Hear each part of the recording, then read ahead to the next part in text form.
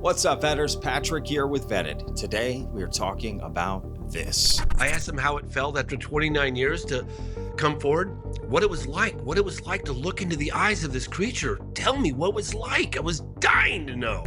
No dia fui ver como se eu tivesse ido ver paciente, e não era paciente, realmente era alien, claramente alien.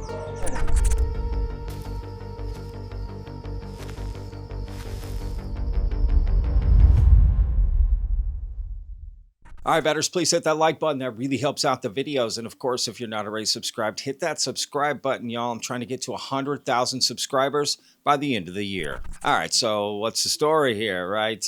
Basically, James Fox, a UFO filmmaker, documentarian, I would say, one of the most respectable people in this field. Who made a film called Moment of Contact a few years ago. And it was about the 1996 Varginha Brazil UFO incident, okay? And, there was this creature apparently that was seen, this alien body, right? A UFO crashes, some aliens escape. It's a whole thing through the whole town. I recommend going to check out that documentary. But what's happening is, basically, he's making a sort of a part two, or you could just as an extended version of the original, revamped version of Moment of Contact. And he's got that film coming out later this year. And the 30th anniversary is coming up in January of when this incident occurred. So there's all this new stuff coming out. And one of them is this doctor who apparently worked on the alien himself, right? And when I say worked, I mean, I don't even know to be honest, what I mean. But that's apparently the details that are going to be coming out in the film. So in today's video, I'm going to show you just a little highlight clip of this Brazilian doctor talking about what he experienced. Some great words from James Fox about how that all came about of getting this doctor on camera, and also a trailer for this new Moment of Contact film. So, and just to pepper it in with a little Dr. Eric Davis that's also included in the film. We've got a clip of that. I've got some comments there, but we'll get to that in a moment. But first, let's hear from James Fox about how this doctor, came into play. Okay, I'll tell you how this came about, because it's extraordinary what happened. We knew that the live alien was at Regional Hospital. We have people that we're in touch with over more than a decade that work at both hospitals that we meet privately with every time we go to Varginha. It's always quiet, off the record. They come, and there are certain secrets they talk about during surgery, and only during surgery. So we knew, and from other testimony, that creature was it. So the other neurosurgeon who was on duty that night was his sort of protege. It was Dr. Italo and Dr. Marcos Vinicius. Dr. Marco Vinicius did a little procedure on the creature. Apparently it had some damage, some swelling, something happened. Did a little procedure on the creature, and I don't want to go into too much detail because it's an ongoing thing. And then he had a heart attack and died in 2018. Okay, so now he's gone, and his partner, who's the lead neurosurgeon, Dr. Italo, himself had a heart attack just a few months ago, and he's in the ICU staring at the ceiling thinking that he was going to die. And he thought, I can't believe I'm taking this to the grave.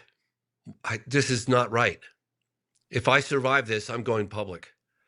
And then, yep.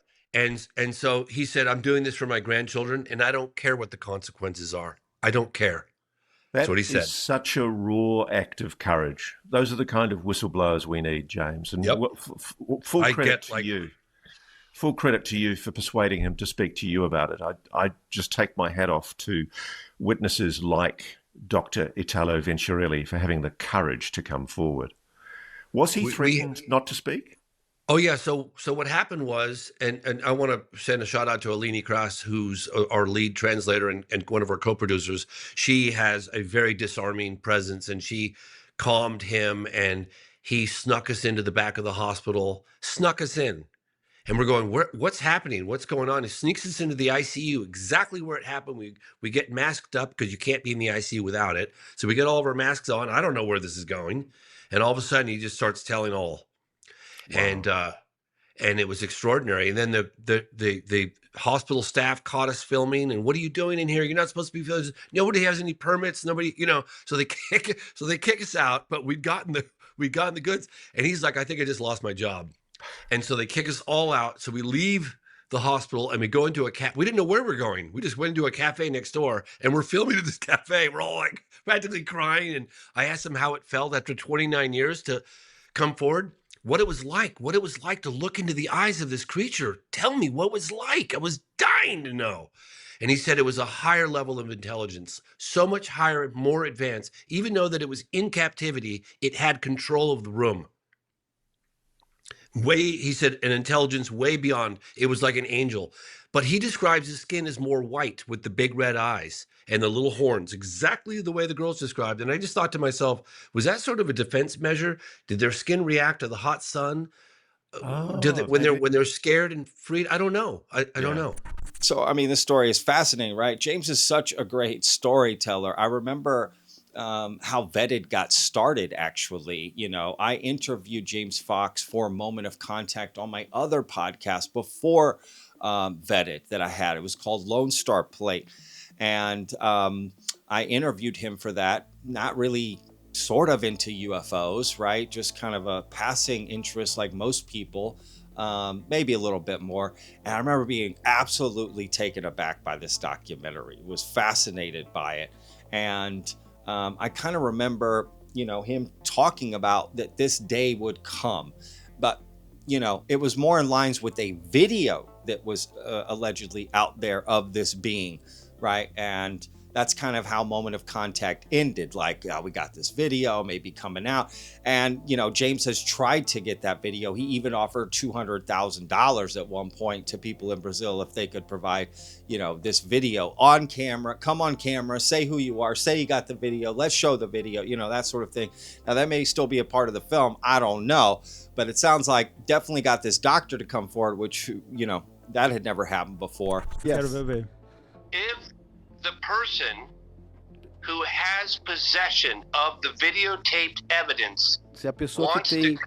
Yeah, sorry. Go ahead. Wants to come forward themselves presenting the provenance of said evidence, of the evidence, $200,000 US.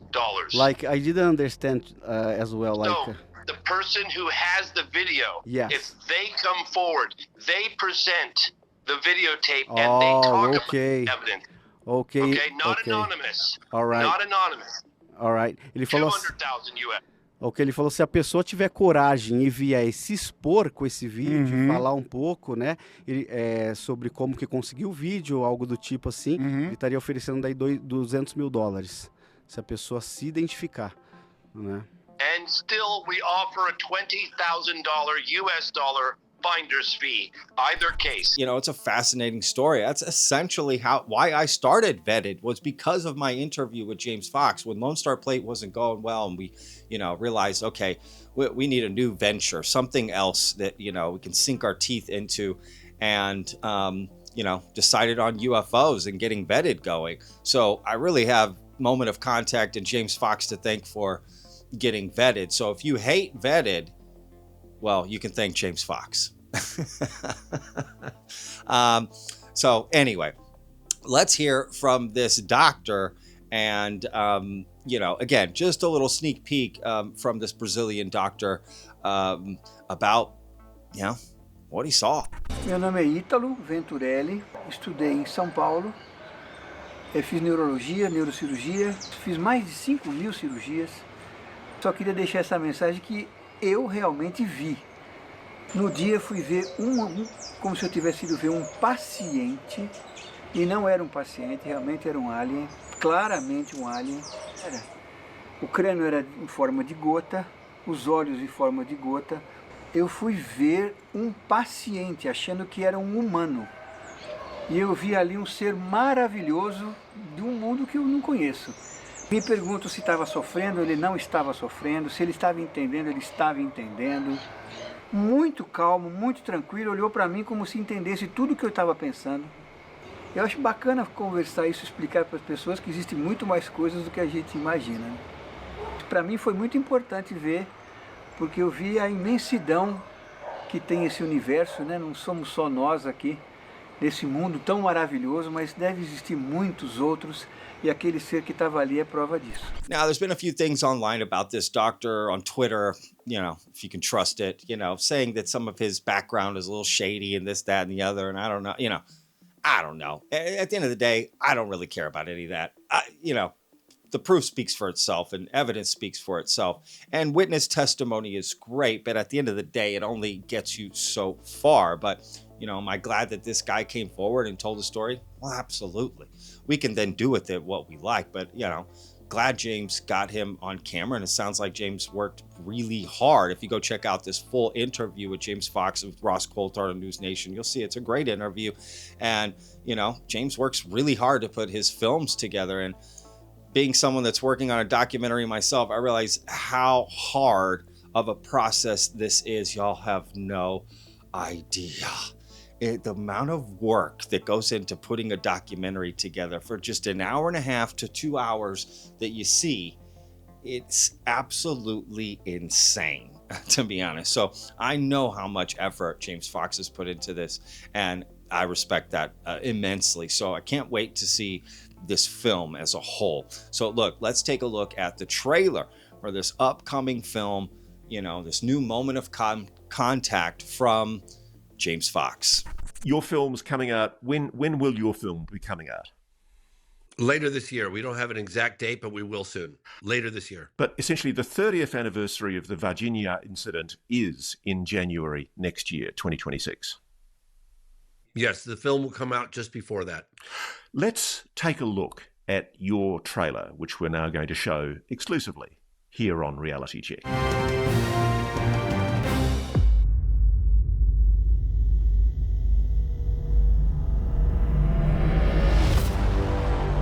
Have you been exposed to undeniable confirmation of a non-human intelligence craft? There is something out there, and we should know as the people what it is.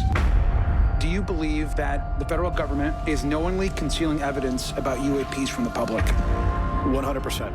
Yes. Yes, sir. Yes. When you say crash retrieval, what do you mean? Non-human, exotic origin, vehicles that have either landed or crashed. For the first time in history, the names of alleged companies and gatekeepers analyzing recovered alien technology are being exposed. Are any of you willing to name specific individuals? Dr. James Ryder at Lockheed, Glenn Gaffney, CIA. For decades, we've heard allegations of the retrieval of objects of alien origin. In 1933, some disc-shaped object crashed. It was not anything from this earth.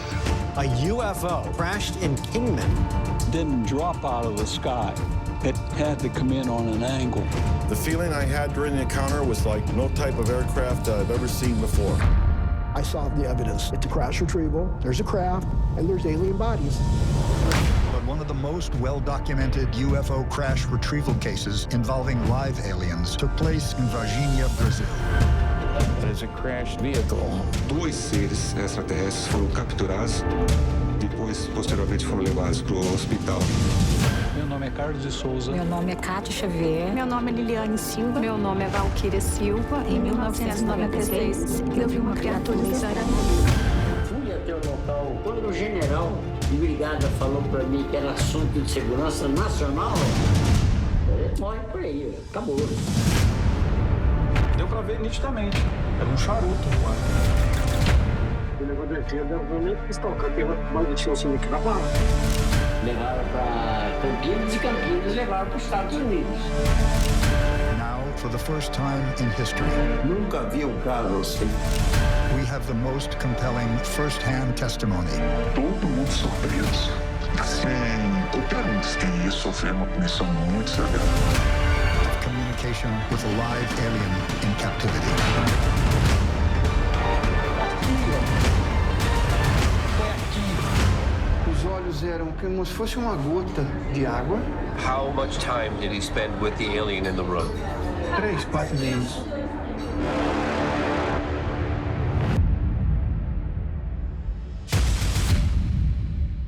So look, that looks great. This trailer looks great. I'm very excited to see the film. Loved the first Moment of Contact. It was shot beautifully, edited beautifully. The production was great. It just was a great film, told a great story, and I can't wait to see this new one, you know, with all the new additions, testimony. Let's go, y'all. I've always been fascinated by this case. There's so many different layers and, you know, parts to the story. If you want to dismiss one part, it's hard to, because there's so many other things. It's like, for instance, okay, as an example, there's 3 girls in this incident who, you know, they were young girls in 1996, and they saw this alien being in like this little park area or something, right? And then people are like, oh, no, that's a famous homeless guy that lives around there, and they just confused him for that. You think, okay, that sounds crazy as well, that they confused a homeless guy for an alien. I mean, they weren't like 2 years old, you know, they were young girls, but I mean, geez. But regardless of that, let's say that is true, then what about all the rest of the part of this story? That's the thing that makes it very hard to dismiss, right? That makes this case so intriguing, because there's just, again, so many layers, so many people. You're telling me they all got together and lied about this? They're not even connected. This includes the military, doctors, you know, regular folk. I mean, there's just so much to this to dismiss it as nothing, right? So it does make it a very intriguing case nonetheless. Will we ever get to the truth? I don't know. But, you know, James is trying to get us as close to that point as possible. And will that video that allegedly exists of this being ever come to light? I don't know. Maybe James is saving that as a big, you know, oomph in the film, and is not revealing it as of yet. I guess, or it'll be part 3. I don't know. But regardless, this is a fascinating story. So let me know what you think down in the comments. Now, there's one little part more that I do want to get to. And Eric Davis is brought up in the film, and he talks about alien bodies, right? Well, James kind of released a little clip during this News Nation interview of him sort of pressing Eric Davis, like, okay, you're saying all this, but where's the proof, right? How do I get to the evidence of what you're saying, right? And Eric Davis had this to say. Here's the proof. We have alien spaceships in our possession. Mm-hmm. We have bodies. Where and why can't I get the specifics to verify those claims? If the President of the United States issued an executive order that absolves me of all of my TSSCI NDAs, NDAs are non-disclosure agreements. Those are the agreements we have to sign for every compartment in our SCI clearances. So if the president waives or absolves my obligation to those NDAs, and I get subpoenaed by Congress, somebody on Capitol Hill, some committee, either in the Senate or the House or the both, to reveal everything I know that I learned from my investigations, both unclassified and classified, into the legacy UAP, crash retrieval, and hardware reverse engineering and NHI programs, I would do so. If I could be waived from that or absolved in some fashion by presidential order, and if Congress subpoenas me, yes, I would go and tell them everything I know. Dr. Eric Davis makes it very clear there, James, that he knows stuff. And look, you know, okay, if basically Eric Davis is saying, if I'm cleared of everything, then I'll testify to what I know and this and that and, you know, the other. Well, you know, the testimony doesn't really matter, to be honest. Eric Davis has said all kinds of things. He's talked about alien bodies already in front of Congress and all the different species that are here on Earth. Are they multiple species? Are they what is their size, and how many are usually on a craft? They're typically the multiple species. People are familiar with the Greys, the Nordics. People have talked about reptilians and insectoids. It's not that they're reptilian or insectoid, it's that they resemble to the recipient of reptile or insect type humanoid, because they have a head and 4 limbs and torso. So large, small? Human size, human scale. And are there, how many are accrued? Well, the grays I'm familiar with from investigating the crash at Corona, which is misnamed the crash at Roswell. It's not the crash at Roswell, it's the crash at Corona in Mexico. Those were grays, those were 4 foot tall. And the Nordics are typically human size, probably, I've heard 5-6 feet tall. And same with the people who mislabel reptilian insectoid, they're roughly that height too. I haven't heard anything about anything 7 or 8 feet and 9 feet tall of that nature. So how is he allowed to say that? It just, none of that makes sense. I don't know about Dr. Eric Davis, to be honest with you. The more I hear from him, the less interested I am in what he has to say. And I mean that with all due respect. But I just can't wrap my head around how he's allowed to say some things and other things that are not. Like, but if he was stripped of his clearance and, you know, he could then testify, like, I don't know. I'm just so confused on all of that. And again, he would just be saying what he knows, but he has said already so much. I mean, how much further can you go than talking about all the alien species that are here on Earth, from reptilians, and describing them all, again, in a congressional setting, not under oath. But so if he was under oath, then it would be different, right? Like, oh, if I'm going to be under oath, then I have to, my clearance and this and that. But you can say it not being under oath and it's fine. Like, again, so confusing. And for anyone down in the comments is going to say, no, Patrick, you're not getting it. It's this way and that way. I'm sorry, but you don't know what you're talking about either. None of us know what we're talking about. We're all in the dark, heads on a swivel, as I keep saying lately. I don't know what's going on, but you know, we'll see. So again, very much interested in seeing this film. I'm going to put links down below so you can check out everything. And it sounds like James is going to be releasing the film, you know, sometime before the end of the year. Like I said, 30th anniversary coming up in January for this incident, and very much looking forward to it. So anyway, all right, y'all. Look, today is actually my birthday, November 9th, 1979. Today I'm turning 46, and I decided to put out a video today. I will be celebrating my birthday later this evening, but you know, work is work, y'all. We got to do our stuff. So, you know, I'm just happy to have lived another year, right? The older you get, to be honest, birthdays are important, but they're not that important. They're kind of a reminder that the clock is ticking. So anyway, very grateful, very thankful for all the support that I get on Vetted and for all the love. I really, really do appreciate it. And there's a lot of great things coming up very soon, y'all. I just took a trip to Scotland to talk about you know, the documentary and put in place some plans for screenings and it coming out and editing and this and that. We're really doing a lot with post-production and promotion and marketing for this film, and I'm really, really excited. It's going to be a whirlwind for the next 6 to 8 months of, you know, getting this film done and then getting it out to everyone here. So we actually will probably have a trailer done at the first of the year as well, actually. You know, so I'll keep y'all posted on all of that, how it's coming. I thought it would be ready for release by Christmas or so, but that's not going to be the case. It's going to take a little bit longer, only because we're putting more work into it to make it better, right? So post-production is key on this stuff. The more time you can spend on that, you know, I can deliver a better product, essentially. So very excited. We got a whole team together working on this and going to be bringing this out to everyone. So very excited to share all that when it comes around. So anyway, I just want y'all to know I'm working really hard on this and taking a lot of time, which is why I didn't get a chance to put out any videos over the last few days. Just been traveling and, you know, taking care of business. Yeah, I'm working just in a different way. So anyway, we'll see you guys on the next one. Remember, every day's a gift, y'all. Peace. Hey, what's up, man? I don't have a question. My name is Justin Light. I want to come on your show, talk about some things. I know some things about Three Eye Atlas that I don't hear anybody talking about. I'm a genius psychic and remote viewer. So,